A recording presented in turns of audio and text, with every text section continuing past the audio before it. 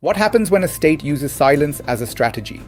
When a region already scarred by conflict is pushed just a little further, until it breaks again? Is the only response to a protest a blackout?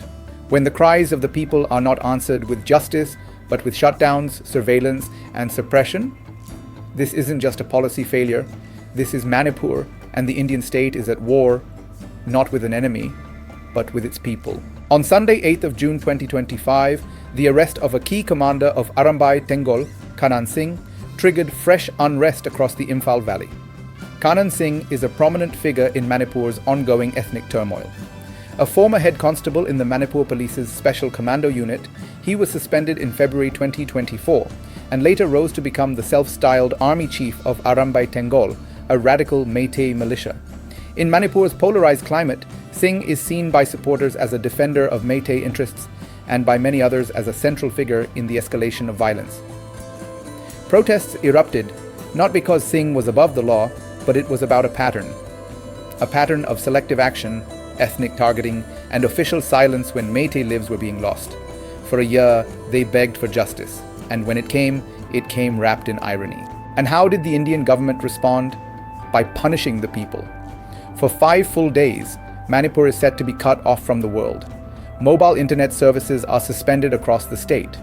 The digital lifeline of over 3 million people is snapped, without warning, without explanation. And this unrest isn't the first time. The unrest in Manipur is deeply rooted in its colonial and post-colonial history, marked by ethnic divisions, identity struggles, and contested land rights. During the British era, Manipur was a princely state with a dominant Meitei population in the Imphal Valley and tribal communities, mainly Kukis and Nagas, inhabiting the surrounding hills. The British institutionalized ethnic divisions by introducing the inner line permit system and distinguishing between valley and hill people, a divide that persists. In 1949, Manipur was merged into the Indian Union under controversial circumstances, leading to dissatisfaction among Meiteis, who had a distinct kingdom and political structure.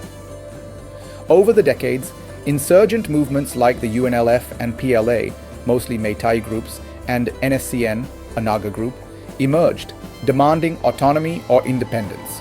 The 1990s saw ethnic clashes, particularly between Kukis and Nagas, resulting in over 1,000 deaths and thousands displaced. Today, Manipur's population includes approximately 50% Meiteis, 20-30% Nagas, and 10-20% Kukis, divided sharply along geographic and ethnic lines, Meiteis in the valley and tribals in the hills.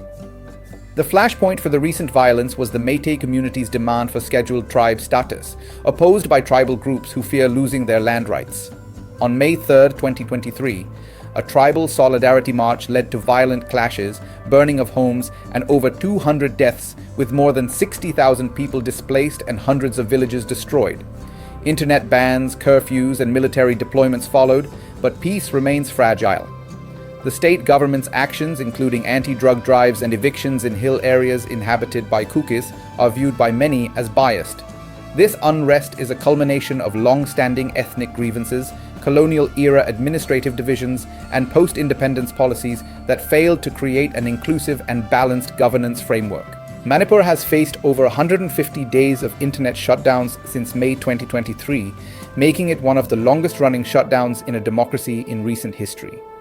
Protesters are met with lathis and barricades. Young students demanding answers are detained. Civilians, many of them grieving families, are tear-gassed and baton-charged. Entire neighborhoods have been raided in the name of preventive action. In one instance, homes in Tangmeiband and Sagolband were stormed in the early hours of the morning, with men dragged out and interrogated. In another incident, women protesters were rounded up outside the chief minister's residence and reportedly assaulted during detention. And the media? Busy spinning narratives instead of exposing the truth. But Manipur's people are not confused. They've seen this script before. For months, armed groups like Arambai Tengol and Meitei Lipun operated freely, accused of stoking ethnic tensions and even arming themselves with looted weapons.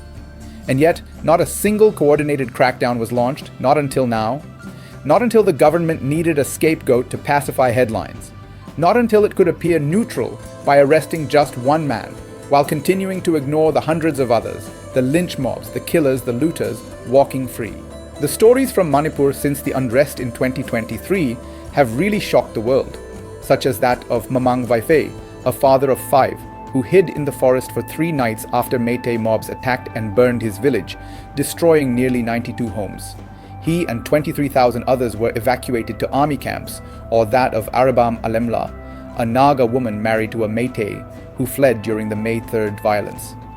She described waking to mobs marching by her Imphal home, guns and thousands in the streets, and escaping with her children.